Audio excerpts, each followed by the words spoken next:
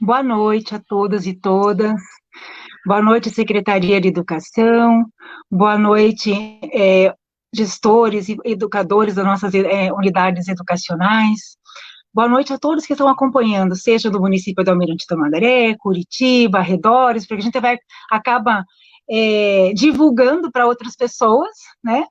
E muitos já estão acompanhando a gente, né? Vou fazer uma breve introdução, vou apresentar a convidada de hoje. Né?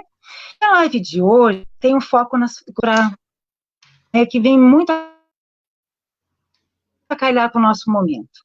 Então, diálogos sobre a infância. É numa semana que a gente comemora 30 anos do Estatuto da Criança e Adolescente, né? Realmente é um grande avanço, né, do lugar da criança neste mundo, né, em todos os lugares, na relação com sua família, na relação com a escola, na relação, enfim, todas as relações sociais, né. Então, foi convidada chamada Camila da Silva Ferrão. Ela é psicóloga clínica, atua no programa Dedica, né, em defesa dos direitos das crianças e dos adolescentes, e ela vem hoje trazer essa parceria conosco, fazer um breve relato para contextualizar, e eu já passo a palavra para você, Camila. A primeira infância é um período que compreende desde o nascimento até os 6 anos, segundo o marco legal da primeira infância. É uma fase de grandes aquisições do desenvolvimento em todos os aspectos.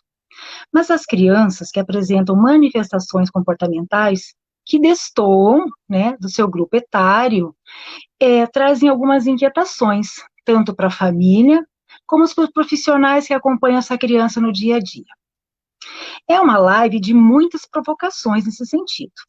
Tanto que há um movimento aqui no Brasil que traz à sociedade as discussões sobre a medicalização da educação. Diz assim: diga não à medicalização da vida. Que, embora existam tabelas normativas do que é esperado para cada fase do desenvolvimento, estar fora dela não significa que a criança tenha alguma patologia ou algo dessa natureza. Camila, vamos falar sobre isso? Olá, boa noite, pessoal. Obrigada, viu, Maria Cristina, pelo teu convite. É sempre muito bom criar esses espaços mesmo para discussão, para circulação da palavra, para a gente trocar nossas dúvidas sobre temas da infância que são tão importantes, né? E principalmente para a gente que trabalha com criança. E eu queria começar apresentando para todo mundo, então, que está assistindo, para vocês, é um trecho de um livro eu vou mostrar aqui, não sei se todos vão conseguir ver. Ele se chama A Casa das Estrelas, o universo contado pelas crianças. É um trecho bem curto, tá? É só para uma primeira provocação, que eu acho que ele vai bem na linha daquilo que eu preparei aqui para falar hoje para todo mundo. Ele começa a dizer, isso é só o prefácio do livro, porque ele é um livro, ele é como se fosse um dicionário. Então, que um autor que trabalhava com crianças, ele foi perguntando a definição de algumas palavras, por exemplo, casa, família, criança, o que é isso para você? E aí, cada criança que respondia, ele foi anotando e foi escrevendo um livro disso. Então, por isso que é o universo contado pelas crianças, como as crianças veem as coisas. E ele diz assim: as crianças estão mais próximas da experiência poética do que os adultos. Cheios como estamos de deveres que nos negam a contemplação, pois sempre há algo a fazer. Essa proximidade é o que eles nos contam quando escrevem, e ainda não lhes impusemos nosso precário saber do mundo. Os adultos menosprezam o que as crianças escrevem. A maioria das vezes, nem as veem. Ou as consideram idiotas, saco-ranhentos e vazios para encher com toda a sabedoria dos grandes. E existem também as pessoas que olham as crianças com a indulgência de uma torpe bobagem, ou com a urgência de convertê-los em gênios, sem nenhum pingo de infância. E já em poucos anos, transformados em pequenos monstros vaidosos. Creio que deveríamos repensar a forma como nos relacionamos com esses loucos baixinhos. Quem dera pudéssemos escutá-los e vê-los para entender seus medos e aliviar suas dores e para relembrar a beleza e o assombro de estarmos vivos. Então, tem toda essa questão, né, de trazer esse olhar da infância, não só esse olhar adulto que a gente vai ver a infância, mas de que as próprias crianças possam falar o que é ser criança. E que isso, às vezes, é muito esquecido, né? A gente, por mais que trabalhe com as crianças, e eu entendo que esse questionamento, né, sobre o nosso trabalho, ele sempre tem que acontecer, mas às vezes a gente pode entrar num círculo muito vicioso, né, e esquecendo de escutar que cada sujeito é único e vai trazer a sua forma e sua visão de mundo de uma maneira única, e que uma criança, apesar de ser muito pequena, ela já tem o que dizer dela, né, do que ela sofre, de como ela sente, como ela enxerga a realidade diante dela, e é muito importante a gente pensar que não somos nós quem vamos impor, né, e ensiná-la como ela deve pensar o mundo, mas a gente também tem muito que aprender. Então, partindo então aqui desse livro, que é o que vai nortear essa fala, a gente pode pensar no conceito de infância, que não foi algo que sempre existiu. Então, o que a gente entende por criança e adolescente hoje em dia é de uma construção histórica de muitos anos já, que foi mudando e claro, conforme as transformações sociais, de pesquisa, a gente foi investindo mais tempo, mais cuidado em relação à infância, que antes era visto praticamente como um adulto pequeno. Hoje a gente já entende todas essas particularidades da criança, né? Estamos todos aqui para falar justamente disso. E, às vezes, a gente tem que pensar que quando a gente passa a estudar as particularidades da criança, dar um estatuto para ela de direito, de exercer, né, os plenos direitos, a gente também acaba criando uma série de especialidades, né, que vão cuidar, então, dessa criança, que vão tentar entender o que é a infância, como as crianças se desenvolvem, e daí vai surgindo, né, a pediatria, a pedagogia, a psicologia, a psicopedagogia, a neuropsicologia, enfim, são vários saberes que hoje a gente tem, que vão falar, então, sobre uma infância. E quando a gente tem que pensar, quando a gente tem todos esses saberes para falar o que é infância, a gente pode correr um certo risco de começar a nomear isso como, então, um desenvolvimento normal é ter isso, né? Eu não sei, eu vou só fazer um pedido até, Maria, esses comentários, se depois você puder tomando nota e depois eu respondo, eu não sei se eu vou conseguir ir falando e respondendo as pessoas. Isso. A gente pode, no final, combinar no final da gente resgatar algum. Ai, tá. Tá ótimo, então. E, enfim, esses todos saberes, a gente pode correr um certo risco da gente ficar, né, categorizando muito, né, o que é normal, o que a gente espera, o que e daí acabar patologizando mesmo, né? Alguns comportamentos normais de crianças, mas a gente pode começar também a olhar muito para a doença, para o que não funciona, porque não vai bem, e é claro, quando a gente também pensa em todos esses saberes, me parece que a gente vai fatiando cada vez mais, né? Então, tem o psicólogo, ele faz uma especialização, da especialização, da especialização, e daí quando a gente vai pensar num sujeito, a gente pode tentar enquadrar ele nesse saber todo que a gente se forma para isso, mas daí acabar fatiando ele de um jeito que a gente não consegue enxergar um todo, né? A gente só vai ver aquela especificidade, assim, muito pequena, e isso pode atrapalhar a nossa visão mesmo. E daí, naquele instante, a gente pode enxergar que ali tem um problema. Só que daí a gente esquece de ver um todo, né? E contextualizar para entender se de fato isso é tão preocupante mesmo, se isso que está sendo apresentado pode ter relação com outras coisas. O que a criança tem a dizer isso? Porque ela pode estar muito bem com isso e não ter nenhuma preocupação, enquanto a gente está muito preocupado, né? Então, são esses cuidados. E o que eu tenho entendido também desses atendimentos com pais, com crianças? Eu vejo pais muito, assim, nesse momento, buscando essas orientações, né? Dos profissionais, dos psicólogos, da pedagogia, da medicina. e também de seguir alguns manuais, né, que existem e estão aí, numa busca mesmo para lidar com essa angústia, essa ansiedade, que é educar filhos, né? Então, é como se, por essa visão de um especialista, um pai tivesse, então, mais autorizado a educar um filho, né? Então, se o especialista está dizendo, então eu estou fazendo certo e é isso que eu tenho que fazer, né? Para criar bem um filho, eu preciso fazer isso e essas etapas. E daí a gente pode pensar, por exemplo, nessas circunstâncias, em alguns perfis, assim, de pais, nesses que estão muito preocupados, de fato, em exercer, que sentem muita angústia, que não querem que os filhos passem por coisas que eles passaram na infância, que querem dar o melhor deles, e que às vezes não sabem, falta um pouco de referência, e vão buscando esses saberes, essas cartilhas, o que está na televisão, o que os professores falam, enfim, várias coisas, para conseguir ter um caminho nesse direcionamento. Podem ser pais que não querem se responsabilizar sobre essa educação dessa criança, ou pais que também idealizam muitos filhos, né? Querem, enfim, ter o melhor e proporcionar o melhor para esses filhos. E daí eu sempre pergunto para os pais, assim, se vocês não querem errar de jeito nenhum com seus filhos, de serem os mais perfeitos possíveis, vocês também vão exigir isso dos seus filhos, de serem filhos perfeitos. E como é que a gente lida com isso, né? De pais que não vão errar nunca, ou não querem errar, né?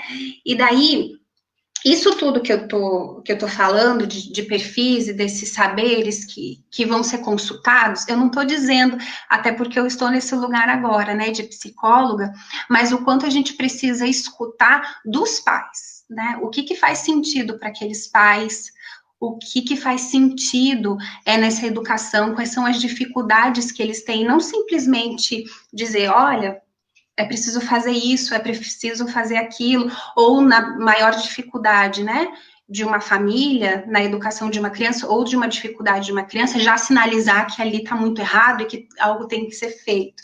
A gente sempre precisa escutar a criança, os pais, né, para entender dessa dinâmica do familiar, o que será que está emperrando? O que será, né, porque senão fica uma receita muito simples, que eu posso tentar usar com várias pessoas, e que ela não vai funcionar dessa maneira, né? Porque talvez não vai dizer muito da realidade dessa pessoa, do que ela precisa. Então, isso, enquanto profissionais, a gente precisa estar muito atento nesse lugar, para não ocupar esse lugar, né? De saber e pronto, inquestionável, né? Mas que a gente possa acolher mesmo o sofrimento das famílias, as dúvidas dos profissionais, dos outros profissionais também que trabalham com a infância, e da criança, sempre colocando esse ponto de interrogação. E o que você sabe, né? Sobre o seu filho, o que você sabe sobre o seu aluno, o que você acha que pode ser importante para ele, o que você pode fazer já por ele, para não ter essas respostas prontas, porque às vezes uma resposta numa cartilha de um profissional da saúde, ou de alguma orientação assim, ela serviria muito para apaziguar, né? Então é essa a solução, e as soluções são sempre prontas e fáceis. E não é bem assim que as coisas vão, de fato, acontecer. E daí também tem isso, né, que as crianças, às vezes, num ambiente familiar, elas vão acabar sinalizando com algum tipo de comportamento, com algo que a gente percebe que não está não está correndo como esperado. Tem uma preocupação ali daquela família, de alguma maneira ela vai sinalizar que há algo mesmo na família que precisa ser revisto, né? Ela como se ela viesse ali para apontar alguma coisa para essa família, que talvez não está conseguindo enxergar, não consegue perceber, né? Que alguma coisa está desajustada, né? E não tem sido incomum, assim, quando eu recebo, e principalmente mães, essa é a realidade do consultório, E daí a gente também precisa pensar por que ainda as mães e as mulheres são as mais responsáveis ainda de acompanhar os filhos na escola, de acompanharem no psicólogo, no médico, as que buscam mais informação, né? Isso eu acho que já diz por si só, talvez até uma sobrecarga dessa mãe, e que eu percebo que esses medos em relação à maternidade, né, o medo de errar, medo que o filho passe por traumas, de querer livrar de todo o sofrimento, quando elas buscam essa ajuda para o filho, por perceber que o filho não está bem, é uma forma delas mesmas poderem falar, né? Então é mais fácil buscar uma ajuda para o filho do que para elas. Então a gente acaba sendo um instrumento, um meio para chegar até essa mãe e para poder escutar o que está difícil, né? O que não tá dando certo ali, né? Nessa educação do filho, ou por que ela está sendo cobrada, do que ela está sendo cobrada em outros lugares que ela frequenta, de talvez escola, ou de médico, de pediatra, o que ela vê, como é que ela avalia isso tudo, né? É válido o que estão cobrando dela? Ela acha que é possível mudar? Então, o que é possível ser feito? A gente sempre precisa estar muito atento. E eu tenho percebido esse movimento, né? De mães com muito medo enfim, né? De criarem os seus filhos, de terem voz mesmo para educar, né? E a partir dos conhecimentos que tem, né? E que a gente tem que pensar mesmo, né? Se o melhor para um filho é criar ele sem nenhum trauma, no sentido assim, sabe? De tudo muito perfeito, de tudo muito organizado, de tudo muito pronto, de tudo muito esclarecido sempre. Será que não vai ser preciso passar por alguns percalços de dizer, olha, às vezes é difícil mesmo, né? A gente vai ter que aprender junto, a mãe também está com algumas dificuldades, porque daí a gente também cai nisso, assim, de não dar esse estatuto para a criança, que ela vai conseguir lidar com algumas dificuldades na vida, né? Então, como aqui eu estava lendo no livro, parece que vai ser, né, é bobinha, ela não vai entender direito, então a gente não explica, né? O que está acontecendo direito, fica tentando enrolar um pouquinho, né? E a criança está absorvendo aquilo do ambiente muito forte, né? E ela vai perceber. Ela sabe quando as coisas não estão tão bem assim, né? E que às vezes... Muitas vezes, né, Camila? Desculpa, muitas vezes, Camila, a criança vem como um porta-voz da sua família, né? Que quer dizer algo, não só sobre ela mesma, mas também falar da família com a família e para a família, né? Ela vem nesse lugar. E daí a própria família não tem esse olhar, não tem essa leitura, né? Para ver e ouvir a criança desde esse lugar da própria criança, né? A gente ouve muito, assim, dos direitos, né, que a criança tem, do direito integral da criança, né, de todos os direitos fundamentais, olhar para essa integralidade, e muitas vezes a gente não olha para aquilo que é mais básico, que é o direito de ser criança. A criança tem o direito de ser criança, por si mesma, né, de realmente passar por todos esses percalços, como você chama, né, que são situações da vida que nos trazem, inclusive, amadurecimento. A gente precisa passar por uns escorregões, né, os filhos precisam vivenciar isso, precisam olhar para os pais também como pais que erram, né, porque a vida é assim. A vida é de acertos e erros, né? A gente planeja muitas vezes uma situação para a família, ou planeja alguma questão ali a curto prazo, a médio prazo, para o contexto familiar, não dá certo. E eu acho que é exatamente esse não dá certo que tem que ser pontuado para o filho, né? Que a vida é um replanejar quando as coisas não dão certas, né? E que a gente pode seguir em frente sempre. Sim. E isso de apontar para a criança, né, de perguntar, você está percebendo que está diferente? Às vezes a mãe não está tão bem, está acontecendo. Claro, tentar traduzir de uma maneira para que ela possa entender. E claro, também, né, de dizer, olha, mas a mãe vai resolver, não se preocupe tanto assim, né, a culpa não é sua. É muito comum as crianças, em qualquer circunstância, as crianças se sentem muito culpadas. muito culpadas. Então, eu já escutei Exatamente. muitas no consultório dizendo que talvez se não tivessem nascido, a mãe não estaria com problemas. E é muito sério, né? Você pensar que uma criança tão pequena consegue fazer todo esse raciocínio. Então, assim, não é uma coisa simples de dizer, elas estão fazendo. E principalmente, eu vi na descrição aí de alguém colocou, a gente precisa ouvir, a gente precisa ver, a gente precisa observar os gestos e a gente precisa observar a brincadeira, que é muito válida, né? As crianças se expressam. Às vezes elas estão ali em silêncio, parece que nada está acontecendo, e de repente elas vão brincar, e bem nessa brincadeira aparece, né? Sei lá, que ela tem que ir no médico, né? E que ela tá preocupada com o médico.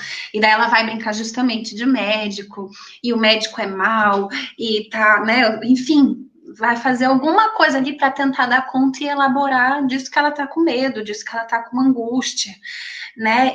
Isso é um mecanismo tão rico da criança de poder fazer isso, né? Se a gente puder observar um pouco mais essa brincadeira, né?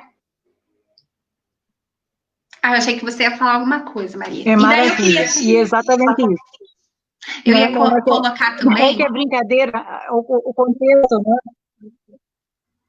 Sim. E também da gente o pensar. O contexto da brincadeira é maravilhoso. Sim. Todo o nosso trabalho, o meu trabalho com crianças muito pequenas, ele vai por esse viés da brincadeira, né?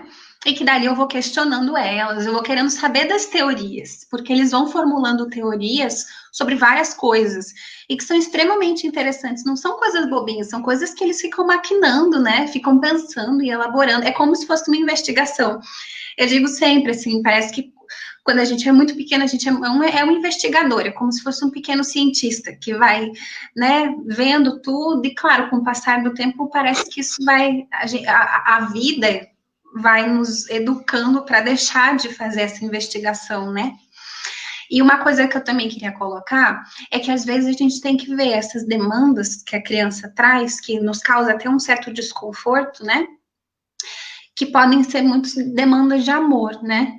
De dizer assim, olha, eu estou aqui, eu sou importante para você, você está me vendo, você me ama, e muitas vezes a gente, nossa, mas que coisa boba, eu sempre digo que amo, mas às vezes a criança pode precisar um pouco mais, né, de ser dita, né, e elas vão precisar que a gente diga, você é um menino muito esforçado, eu tô vendo isso que você tá fazendo, isso é genial, né, são coisas que vai ajudando a criança a se constituir, né, essas pequenas palavras que a gente vai usando são extremamente, elas se apegam muito a isso, né? Então, palavras assim, você é muito esperto, né? Você é muito, muito inteligente, ou você é muito rápido, né? E pode ser muito destrutivo, assim, para uma criança quando ela pode escutar palavras muito negativas, né? Então, eu não sou tudo isso para minha mãe, né? A minha mãe não sou tão importante assim, principalmente, assim, eu falo muito dos pais, dos cuidadores, né? De quem está nessa função de mostrar esses caminhos para a criança, porque em todo momento ali ela está se constituindo como um ser, né? Quem que ela é, afinal? Né? Ela é a criança esperta, inteligente, ou ela é a criança que dá muito trabalho, mas que come tudo, que está crescendo, que é parecida com a mãe, que tem o gênio do pai, né, que torce para o mesmo time de futebol, tudo isso ele vai servindo muito para a criança se apegar, né, a coisas que são dela. E daí, quando a gente começa a escutar, né, pais ou por exemplo, eu já escutei muitos assim que falam na frente do filho, mas sei lá, a professora disse que ele é terrível, o outro médico disse que ele é, sei lá, hiperativo, ou qualquer outro transtorno, assim, o quanto essa criança vai ficando marcada com isso. É como se a gente sempre carregasse um rótulo, né, na testa, e daí a gente precisa ter muito cuidado com essas crianças quando a gente chega já nomeando dessa maneira, né? É muito difícil. Se a gente pensa assim, por exemplo, agora a Maria me apresentou para vocês, eu me chamo Camila, eu sou psicóloga, eu trabalho com crianças. Eu não vou falar de um diagnóstico assim, né? Eu tenho tal diagnóstico, eu sou isso, né? Porque isso não condiz com a realidade de quem eu sou. né? E é esse esforço que a gente precisa fazer para cada criança, né? Que ela é muito mais do que um diagnóstico que ela carrega, né? E que eu lembro muito de um menino que eu atendi, achei muito interessante, assim, ele era um menino que vinha, já tinha medicação e vinha com um diagnóstico de hiperatividade. E aí eu perguntei do que ele gostava de fazer, e ele me falou, eu sou um menino que não gosta de nada. E eu achei isso tão forte, né, ser uma criança que não gosta de absolutamente nada, só que daí ao longo da sessão ele passou a dizer todas as coisas que ele fazia, né, e que ele gostava de fazer. E às vezes, como ele já tinha escutado tantas vezes, ele já passou em tantos profissionais, em que ele escutava a mãe e outros profissionais repetirem, né, que ele não faz nada, que ele é um menino que não gosta de fazer nada, que ele poderia ser um menino que, né, se esforçasse mais, praticasse um esporte, fosse à escola, fizesse coisas, que acaba não fazendo nada, que ele ficou tão grudado com isso que ele nem conseguia entender que tinha, então, coisas que ele gostava, né? E daí ele ficou muito colado nisso, o menino que não gosta nada. Então, é disso, né? Esse sintoma, ele traz essa é uma mensagem pra gente, e às vezes é muito difícil pra gente decifrar, às vezes essa mensagem, ela fala da gente também, ela fala das nossas falhas, e eu vejo que isso é o mais difícil e dolorido para os pais, né, de verem assim, e não no sentido que daí vocês vão, mas Camila, tudo é culpa dos pais. É, essa palavra culpa é uma coisa muito forte, né?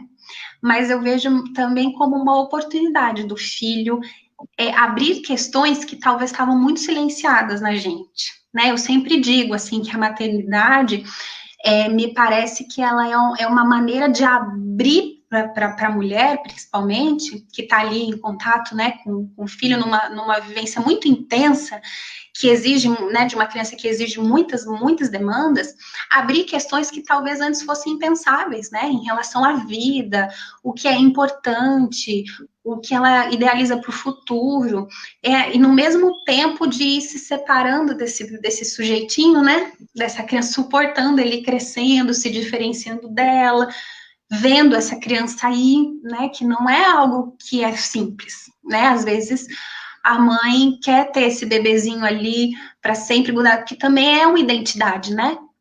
Muitas mães se apresentam assim: oi, eu sou fulana, eu sou mãe de. E às vezes é muito difícil, né? Ver essas crianças indo, crescendo, se desenvolvendo.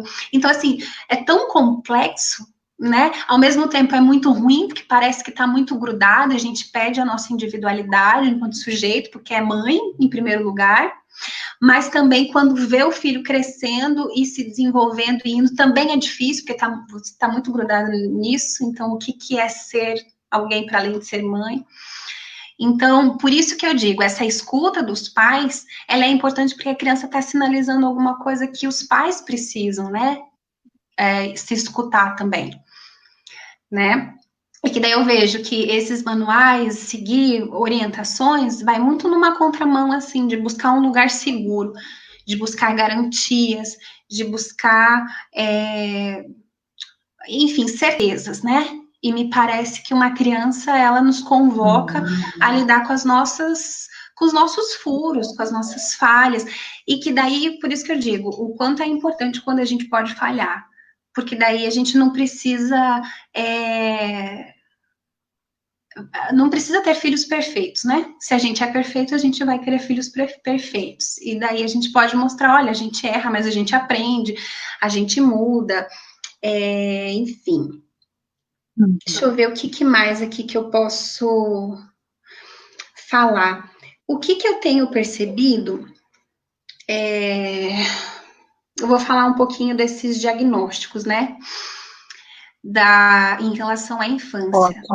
Me parece, eu vejo assim, existe um percentual entre 10% e 20% de crianças que apresentarem algum transtorno. Então, se vocês pensarem, ele não é a regra, né? É a exceção. Não deveria ser em tanta quantidade. E também, outra coisa, não significa que uma criança tenha algum transtorno que ela precisa tomar uma medicação, né? Porque o que tem acontecido? esses, né, os diagnósticos, às vezes, eles acabam apagando esse sujeitinho, né?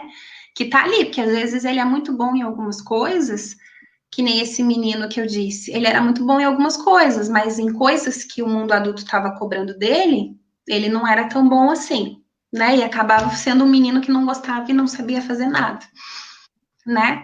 Então, quando a gente precisa entender que ter um diagnóstico não significa que o tratamento vai ser com a medicação e precisa ser com a medicação, mas que precisa talvez desse olhar multidisciplinar, interdisciplinar, de uma equipe. Existem vários tratamentos para lidar com crises na infância. E que não é só medicamentoso, né? É uma ilusão a gente pensar que o remédio vai dar conta de crises na infância, de agressividade, de ansiedade, né? Não é toda a crise que a gente vai precisar recorrer a medicações, né? A palavra, a presença de ter profissionais, às vezes orientando os pais, eles já conseguem lidar, né, com alguma situação adversa, que não precisa ser só também o profissional, né? O psicólogo, às vezes, ele pode ficar ali por trás orientando, né? Assim como o professor também, de orientar esses pais, já pode ser muito importante para a criança, entende? Ter a referência que vai dizer, calma, você consegue, a mãe está aqui para te ajudar, vai dar tudo certo, né? Do que só um profissional, só uma pessoa externa, fora de casa, porque o profissional não vai estar lá no dia a dia, em casa, né? E daí a gente precisa pensar nessas estratégias também, né? Às vezes a gente fica, não, então se não tá bem, o remédio, dá o remédio, ajuda, ou o psicólogo, mas a gente tem que pensar que no dia a dia os pais, eles precisam aprender de alguma maneira a lidar, né, com isso. Por isso que daí, nisso, né, de escutando os pais, a gente vai precisar que alguma coisa ali mude, né? Que ocorra alguma mudança. A criança, ela tá pedindo que alguma coisa seja feita e mudada. Eu tenho um exemplo até para dar de uma Camila, você... Fala. Eu tinha te chamado, isso que você falou foi muito lindo, na verdade, no sentido de que a gente observa que esse não saber sobre o outro, né, no caso a criança, quando ela vem manifestando alguma questão de comportamento, é uma angústia dos adultos que estão em torno por não entenderem, não compreenderem o que a criança está trazendo. Então eu vejo que é muito mais dificuldade do adulto em não compreender desde que lugar fala essa criança, né, do que propriamente da criança. Porque muitas vezes a criança ela não sofre por manifestar aquele comportamento, mas o adulto, porque não consegue controlar, o adulto que não consegue falar com a criança e a criança, por exemplo, obedecer, né? Então, é o adulto que se sente desconfortável nessa relação com a criança, e não propriamente a criança, né, que está manifestando um jeito de ser no mundo. Pode ser que tenha pedidos por detrás desses comportamentos, como você disse, né, um pedido de olhem para mim, né, não necessariamente esse senso comum de estar chamando atenção, né, não nesse sentido do senso comum, mas o olhar para si, né, para olhar para a criança, tem toda uma provocação, uma convocação, né, desde esse lugar que se fala para o outro, esse comportamento está direcionado para o outro também, né, mas ele tem que ser significado, com certeza, nesse sentido do ter significado para o outro. Sim, e eu vejo que não só os pais são cobrados para terem bons resultados, né? Então, se um pai está ali com o filho apresenta algum comportamento inadequado, eles vão ser cobrados por todo mundo que está em volta. Na escola, os professores vão ser cobrados por dar resultados para as crianças aprenderem. Nós, psicólogos, vamos ser cobrados porque, né, para que as crianças sejam curadas ou para que tenham uma mudança de comportamento. Nós também somos cobrados. E é muito difícil estar nesse lugar que, às vezes, o que a gente pode oferecer para a criança é justamente um espaço onde ela não vai ser cobrada. Onde não se espera dela outra coisa que não seja assim, se expresse da maneira como você pode, né? E às vezes essa expressão não vai ser tão compreendida, né? Então, é de oferecer espaços vazios, porque ó, é aquela coisa assim, então uma criança que faz uma birra ou tem algum comportamento agressivo direcionado aos pais, porque é muito comum que crianças tenham um certo tipo de comportamento direcionado a pai e mãe, né? Que daí na escola parece que tá tudo tranquilo, com outras pessoas familiares também tá tudo tranquilo, e é direcionado. Então, é uma falta de olhar para essa criança, mas também tem crianças que são super investidas. Tem crianças que têm uma agenda lotada de coisas para fazer, que os pais estão ali o tempo inteiro, né, estimulando, e que também são crianças que podem dar sinal, assim, de muito cansaço, porque estão sendo olhadas demais. Né? Então, é um olhar, assim, que traz uma certa delicadeza, né, para a criança, que não é de, né, encher a criança de coisas, de mostrar o quanto ela é boa, mas também não significa um olhar de falar, que criança bobinha, né, mas de realmente, assim, de um olhar de esperar dela, né, o que ela gostaria de fazer, então, agora? O que será que é importante? O que ela gosta de brincar? Né? Às vezes pode parecer ser um pouco chato, quer fazer isso, mas às vezes é tão rico essa brincadeira, tem tanta coisa que pode acontecer, e a gente, como adulto, integrar uma brincadeira pode ser tão rico para a gente entender o que está acontecendo com essa criança, né? De oferecer para ela, não significa, não é uma questão nem de não olhar nunca ou ficar olhando o tempo inteiro, né? Porque esses momentos de separação vai ser bem importante para ela se constituir se virando sozinha, né? O pai e os pais não tem como ficar ali o tempo inteiro, mas que tem alguns espaços de qualidade, assim, de sentar, olhar para essa criança, conversar, saber, olha, tá tudo bem com você? O que você está percebendo? E de poder falar um pouco de si também para a criança, contar a história. Olha, sabia quando eu tinha sua idade? Tem crianças que não sabem da história do pai e da mãe, não conseguem entender a família que tem. É interessante, né? Isso, às vezes pode ser uma coisa tão simples a mãe pegar fotografias e falar: olha, essa daqui eu era quando eu era pequena, eu tinha sua idade, olha, essa é sua avó, esse é seu avô que você não conheceu, essa é sua família, né? De construindo com a criança, assim, de onde ela vem, né? São pequenas coisas mesmo, né? Que dá para ir indicando, assim, para a criança, e que não precisa de grandes coisas, né? Não são coisas, mas são esses tempos, e que, claro, às vezes tira a gente de um lugar comum, né? Desse lugar onde a gente é cobrado em sempre trazer bons resultados e técnicas e saber que se a gente fizer assim, assim, vai dar certo, porque aquilo não vai dar sempre certo. Vai ter um momento que a criança não vai querer, né? Ela vai querer talvez ficar sozinha, ou ela vai... Estavam perguntando ali sobre essa birra, né? De como lidar com ela. Talvez de escutar mesmo a criança, né?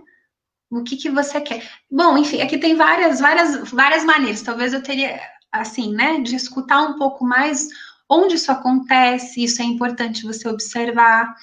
Com quem que é? É mais com você? Né? Porque é muito comum que as crianças façam muito mais birra com a mãe do que com o pai, ou do que com outra pessoa na família. É quando sai de casa. Será que tem que estar faltando fazer alguns combinados antes de sair? Né? Se está em casa, será que podem fazer alguns combinados de você poder ter um momento de brincadeira, né? Então, assim, são várias coisas que daí é muito difícil a gente passar uma orientação desse tipo sem escutar, né? Os efeitos, quando sem entender qual é a função dessa birra, porque alguma coisa tem, né? Pode ser alguma coisa que essa criança está dizendo. Ela está a birra está endereçada para alguém, né? Sim, sim. Tem um endereço, vai para alguém essa birra. Sim. É realmente de entender o contexto, né? Eu lembro que eu trabalhei com um psiquiatra que ele dizia esse show, né? Uma birra enquanto um show, porque tem alguém de plateia está endereçada a essa pessoa, né? E realmente precisa saber do contexto que acontece mesmo, que às vezes um comportamento, aquele parece uma coisa, isso é comum a todas as crianças, né? Mas cada criança tem a sua história e tem um significado disso para cada uma. Embora o comportamento seja um comportamento, ao ser lido, né, enquanto fenômeno, parece que ele é muito igual, mas na verdade tem todo o significado porque cada pessoa é única. Sim. E às vezes também o quanto os pais precisam suportar um pouco, né? Do que aquela criança está mostrando ali da frustração dela, porque as crianças têm direito de se frustrar, de se irritar, de ficarem chateadas, de chorarem, né? A gente tem momentos que não tá bem. Por que uma criança não pode ter momentos de.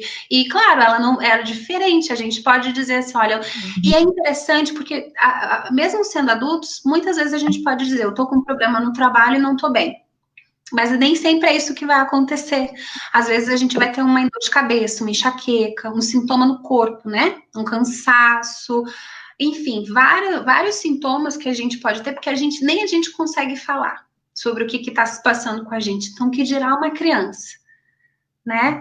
E às vezes é importante deixar um pouquinho ali e falar, olha, mas sabe, assim eu não te entendo. Quem sabe a hora que você melhorar um pouquinho, se você puder conversar comigo, aí eu vou conseguir talvez te entender e te ajudar, né? Porque às vezes só o grito, porque a gente precisa ir ensinando um pouco para a criança como ela se expressar, né? Já, será que você está irritada? Você está nervosa? Poxa, né? Daqui a pouco talvez passe. Daí, quem sabe você pode, quando você passar um pouco, você conversar comigo para ver como é que eu posso te ajudar, né? Poder emprestar um pouco essas palavras, convocar a criança para ela pensar também, né, no que ela está fazendo. Isso são coisas importantes. E um pouquinho mais também desse diagnóstico, a gente tem um manual seguido por médicos, que é o CID-10 e o DSM-5, que eles são usados para fazer os diagnósticos que são bem conhecidos, né? De autismo, de TDAH, todos esses, que a gente escuta muito falar. E que, né, ultimamente, tem crescido muito as pesquisas com a neurociência, né? E daí a gente precisa, às vezes, pensar o quanto isso é bastante rico, essas pesquisas em relação ao neurodesenvolvimento, mas o quanto também isso pode apontar para uma investigação muito grande, o que está acontecendo no cérebro da criança, por exemplo, numa questão de birra, então vamos investigar como se isso fosse uma questão cerebral de desenvolvimento, sem olhar e sem considerar que a gente é um ser biopsicossocial, né? Que tem tudo isso em volta, influenciando a gente, as nossas relações, até o dia de hoje, às vezes se fez sol, se foi um dia frio, a gente não pode esquecer que a gente está num contexto de pandemia, e isso influencia muitos humores das famílias, as crianças dentro de casa, o quanto é difícil ficar sem atividades, né, tendo que mães e pais acumulando função, né, de serem educadores, professores, fazem janta, alguns ainda têm que sair para trabalhar fora e não tem onde deixar os filhos, então o quanto isso já pode ser muito angustiante. Me parece que a gente vive num momento onde as pessoas estão extremamente sensíveis, assim, né? Pelo que está acontecendo e está sendo atingido de alguma maneira, seja pela doença, seja por questões financeiras, seja pelo isolamento social. Então, são coisas para a gente sempre pensar. E daí, por outro lado, tem essa super investigação, mas a gente também tem transtornos que ficam muito abertos para uma interpretação, né? Por exemplo, o transtorno global do desenvolvimento. Parece que fala muito pouco, afinal, o que é disso que se trata? Quem vai saber responder o que é isso, né? Parece que fica uma coisa assim muito, muito vaga, que daí parece que qualquer um pode ter. E acaba confundindo muito. Então, são alguns cuidados que a gente precisa ter, e daí também pensar em questão da medicalização. Que às vezes a gente pensa assim, então a medicação é o melhor remédio, é o melhor caminho, né? E às vezes a gente concorda com a medicação e às vezes não pensa que ela vai ter efeitos colaterais. Eu escuto, e não é uma coisa muito rara, que muitas mães então recorrem, porque elas já não estão muito cansadas e não tem outra maneira de lidar. Elas também são cobradas, às vezes, pela escola, ou por outras pessoas que estão próximas acompanhando a criança, ou por outras pessoas da família, a darem uma medicação, por exemplo. Só que daí a criança não dá conta, né, de tomar, porque vai ter sono, daí atrapalha na escola, sabe que vira uma bola de neve pior ainda, né, nessas soluções, né, em vez, assim, de trazer uma solução, ela acaba acrescentando um problema. E daí outras coisas também que pode, né, a criança pode ter, e até daí no futuro coisas que a gente nem sabe, né? De doenças que talvez ela possa desenvolver, ou transtornos psiquiátricos muito sérios que ela pode desenvolver, e a gente não está contabilizando isso, né? Que também é uma questão importante. Isso eu não estou dizendo que ela não é necessária, ela é extremamente necessária quando bem indicada, né? Mas, como eu falei, de 10 a 20% de crianças podem apresentar algum tipo de transtorno, então não são para todas, não é para todas as crianças, né? Que isso vai ser necessário. A gente precisa pensar em toda uma equipe para lidar com essa criança e com essa família, né? De ajuda que essa família precisa buscar, né? E pensar desses diagnósticos também, quando eles são feitos, o quanto é importante, assim, ter a opinião de médico, mas também ter a opinião de uma equipe multiprofissional que possa acolher, que possa orientar. Isso é tão importante, né? Para a mãe ter como ligar e para quem recorrer, para ter um segmento mais contínuo, né? Então, é muito importante a gente ter esse cuidado, assim, de ser consulta, de ser um trabalho, né? Um diagnóstico é um trabalho de investigação, né? Que precisa ser feito com muito cuidado, né? Você dá um rótulo para uma criança, né? Um diagnóstico pode ser muito difícil para uma família aceitar também, né? E pode causar também um pouco mais de angústia, talvez no primeiro momento trazer um alívio, ufa, agora sabemos o que tem, vamos tratar, mas daí começa a angustiar, porque o tratamento não é uma coisa simples, que é o tratar a criança, né? Uma criança, ela não tá no mundo sozinha, ela tá com uma rede ali, que precisa, os pais vão ter que precisar fazer algo, às vezes vão ter que mudar de escola, porque também tem que ser uma escola adequada para esse tipo de trabalho que precisa ser desenvolvido. Então, assim, é uma rede toda que precisa para acolher essa criança, né? E é inevitável que os pais tenham sejam convocados também, né? E isso, de fato, dá bastante trabalho.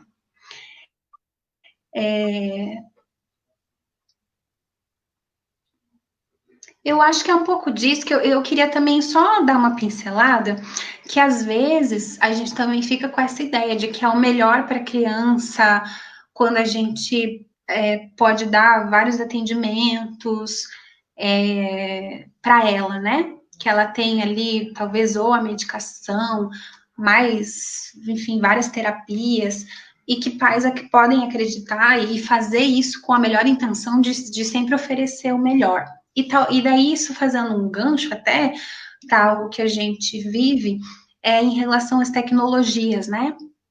O quanto a gente pode acreditar que vai facilitar a vida de uma criança, ela já desde pequena ter controle das emoções dela, por exemplo, né? É muito importante se a gente pensa assim, se eu pudesse desde criança ter sido criado assim, assim, assim, talvez eu não tivesse esses problemas de adulto. E daí a gente pode pensar também, se desde muito pequeno eu tivesse mexido com as tecnologias, eu tivesse me introduzido assim, meio que como querendo facilitar a vida para a criança, né? De poder que ela acesse a essa tecnologia, para não sofrer mais para frente. E daí, às vezes, a gente acaba esquecendo que essas ofertas, né, da tecnologia, elas podem ir por um outro caminho, né?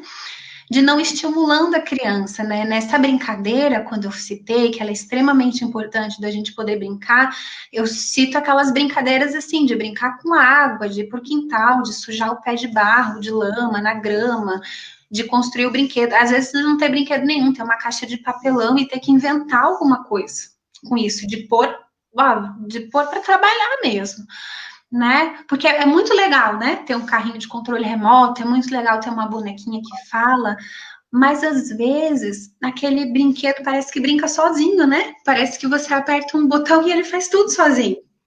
E daí, quando a criança vai ser convidada a se desenvolver, enfim, a interagir mesmo, a criar a própria história, se o brinquedo está fazendo tudo muito sozinho, né? Hoje a gente vê muito esses joguinhos que as crianças adoram, inclusive, e que pode ser muito legal, porque elas vão criar alguma coisa, elas vão criar uma casa. Então, a casa que elas estão criando já diz delas, né? já é algo que expressa.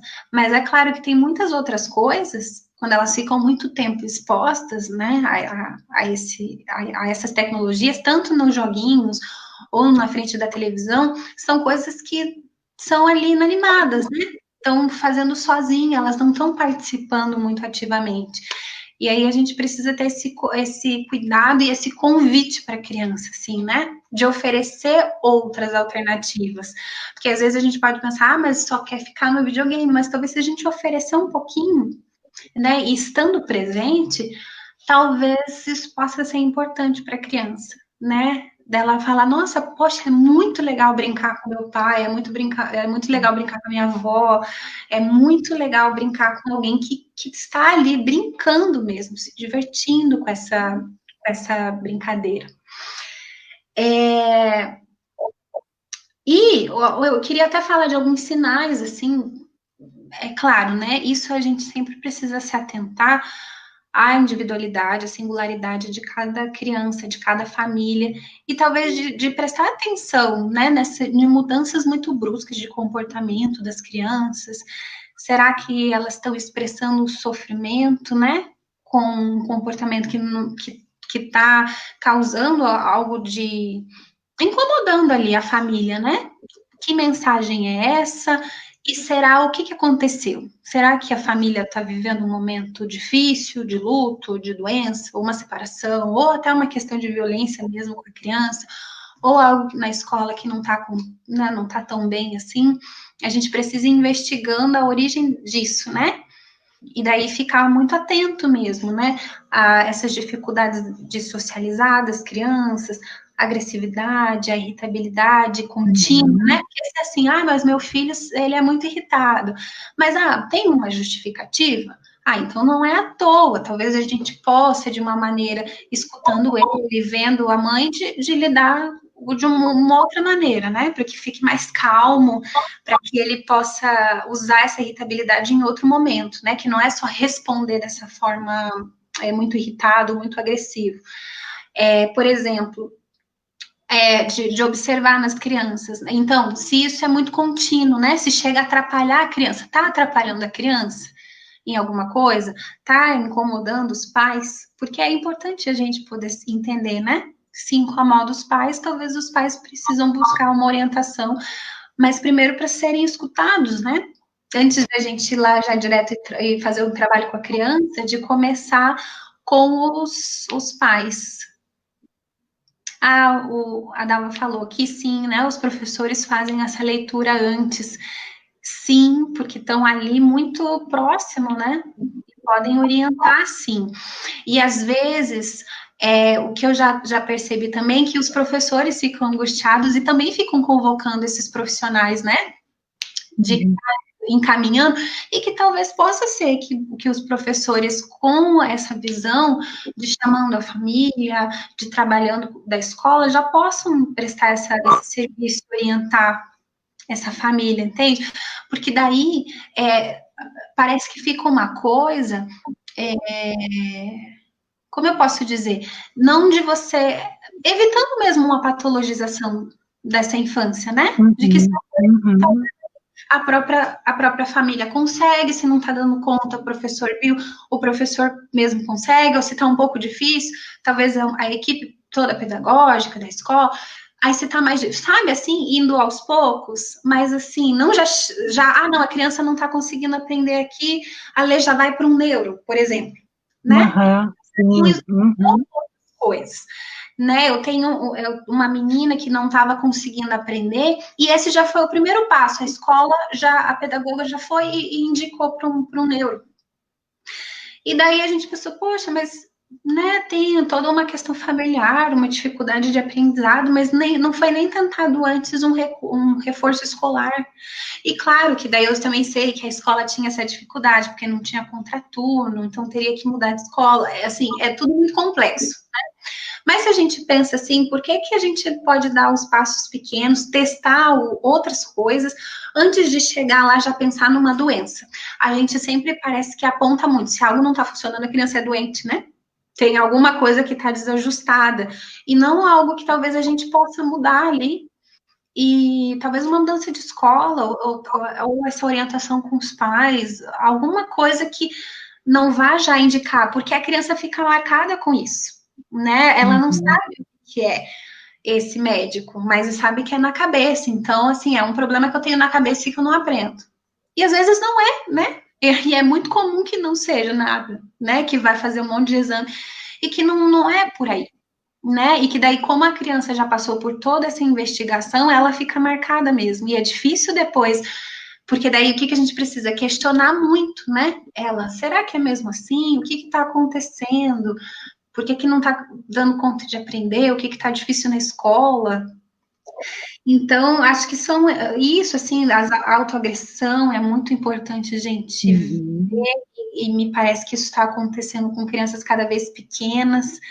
Quando eu chamo a atenção até das telas, é até disso, né, de supervisionar, de olhar, de estar junto algumas vezes, para ver que tipo de conteúdo as crianças acessam, porque às vezes elas podem acessar coisas que não vão ser boas, né, para o desenvolvimento delas, podem causar bastante angústia, esses desafios da internet, né, que estão sendo cada vez mais comuns e têm colocado crianças até em risco, enfim, e eu vejo isso, assim, de sinais mesmo que essa criança ela pode estar com algum sofrimento e que essa família também, né, esteja em sofrimento e que a gente o primeiro passo é escutar, né, tentar ver o que dessa família, o que essa família consegue sozinha, né? Porque às vezes também as famílias são muito desacreditadas de que elas podem, né? Uhum. Podem resolver alguns conflitos, que podem resolver alguns problemas, já buscam, né? Sempre essa ajuda, que é importante, não estou dizendo que não, mas às vezes é de dar esse crédito, né? Para essa família de que eles vão conseguir, que a criança também consegue, que o pai e a mãe vão conseguir, vão dar conta. Acho que é isso, não sei se a gente. Maravilha. É bem isso mesmo, sabe, Camila? A gente fez um zoom, né? Para esse olhar da família, né, o lugar da criança nesse contexto familiar, né, que ela vem para falar de um lugar que ela ocupa, né, e muitas vezes esse lugar às vezes é dessa inquietação mesmo, né, na relação com seus familiares, com mãe, com pai, tem a ver com a história do sujeito. Acho que você falou uma coisa muito importante, né, da criança saber a história dos pais, porque na verdade é a história dela também, né, porque ela faz parte da história dos pais dela, e muitas vezes algumas dificuldades, inclusive na aprendizagem, estão relacionadas com esse não saber sobre a sua história, né? Porque a primeira história que a gente tem que saber é a nossa história, né? Da onde a gente veio, que contexto os nossos pais se conheceram, por que aquele momento que eu nasci, né? Se havia já uma relação estabelecida entre eles, ou se eu fui a causa dessa união deles, né, nos comportamentos das crianças, tem a ver com essas histórias, né? Então, isso eu acho, assim, maravilhoso quando a gente consegue fazer essa leitura e ajudar a criança a seguir em frente na vida dela, que ela consegue, muitas vezes, se localizar, e em outras ela precisa se agarrar a essa história, né? Ela construir a própria história da vida dela. Então, Sim. realmente, todas as leituras, quando a gente pensa na infância, elas são muito ricas, porque elas abrem todas essas possibilidades, né? E tem, assim, uma coisa, assim, que eu acho também, assim, um grande desafio, né? Porque, como você disse, para muitos dos pais, para muitos dos familiares, porque às vezes pode não ser o pai e a mãe, pode ser um outro cuidador, que o diagnóstico, ele traz uma segurança mesmo, né? Porque eu não sei o que o meu filho tem, o médico também não sabe, né? E depois, quando chega realmente, depois de um tempo de investigação que o médico consegue, com a sua equipe, trazer esse diagnóstico, inicialmente vem essa calmaria, agora eu sei que ele tem, né? Mas, na verdade, aí é só o começo, porque o diagnóstico é o começo de tudo, para daí se estabelecer um plano de atendimento, né? E daí a família é convocada o tempo todo a participar de tudo isso, né? Sim. Porque de toda essa questão né, do tratamento da criança, dos atendimentos especializados, se ela vai precisar ou não. Tem algumas que talvez não precisem de todos os atendimentos especializados, né? Um grande desafio para nós é a criança que vem com laudo de transtorno do espectro autista, né? Muitas delas, assim, mas agora está na lei que ele tem direito, né, uma tutora, por exemplo. Mas pense bem, o seu filho consegue ter muita autonomia para fazer todas as atividades. Eu acho que ele não precisa, né? E daí fica insistindo que precisa. E, na verdade, às vezes a criança, ela dá conta muito bem, né, de muitas das situações da vida dela, né? São poucos ali os quesitos, né, as características que você vai precisar dar um suporte maior para ela, né? Então, é esse olhar específico sobre cada criança que nós, enquanto profissionais, ou nós, enquanto pais, né, precisamos ter em relação a eles, Sim, né? É eu vejo exatamente que isso tudo. isso dá até, por exemplo, disso de crianças até prematuras, ou que tem algum transtorno, o quanto a mãe parece que fica muito mais agarrada, como se fosse aquele bebezinho prematuro para sempre, né? E não entende, olha, depois de 3 anos Para tá sempre. ótimo, tá do tamanho normal das outras crianças. Uhum. Mas é tão forte isso que acaba marcando a relação deles como uma criança doente, né? E que daí, em vez de comemorar, Exatamente. poxa, ele não tá precisando mais de tutora, tá se virando sozinho, mas é um medo, né, que precisa estar ali para proteger o tempo inteiro, e nessa super proteção acaba não contribuindo para essa autonomia, né, dessa criança. Exatamente. Com certeza, Camila. Gostaria de agradecer em nome da Secretaria de Educação, em nome do nosso secretário Jussier, né, pela tua participação, por você ter se disponibilizado para estar com a gente aqui nesse momento, né? Quero agradecer a todos que acompanharam também a live de hoje, né? E assim, a gente sempre dá um recado no final, sabe, Camila, no sentido assim, que nós estamos passando por uma situação bem difícil no mundo todo, né? E Sim. que os números são alarmantes, na verdade, né, em relação à pandemia, e que se cada um puder ficar em casa, assim, fique. Se precisar sair, saia, mas use máscara, tome todos os cuidados necessários, né, usando álcool gel. Quando retornar para casa, faça uma higiene adequada, já separe a roupa, né, já põe para lavar, já toma banho, já troca, para realmente depois ter contato com a sua família, né? Então, a gente sempre dá essas orientações, né, no final de cada uma. Eu queria agradecer a você mais uma vez, né, em nome de toda a Nada, secretaria, em nome do obrigada nosso a você, secretário, adorei participar. pela tua. Tá certo, então. Tudo de bom para vocês que nos acompanharam, tenham uma Obrigada, boa gente. noite, né? E assim, eu adoro esses momentos, né? Eu acho assim que a gente leva muita informação para as famílias, né? E muitas delas pode ser que estejam angustiadas em algum momento, né? Precisando de uma informação, precisando de uma resposta como essa, né? Então, tudo de bom para vocês. Tchau, tchau. Tchau, gente.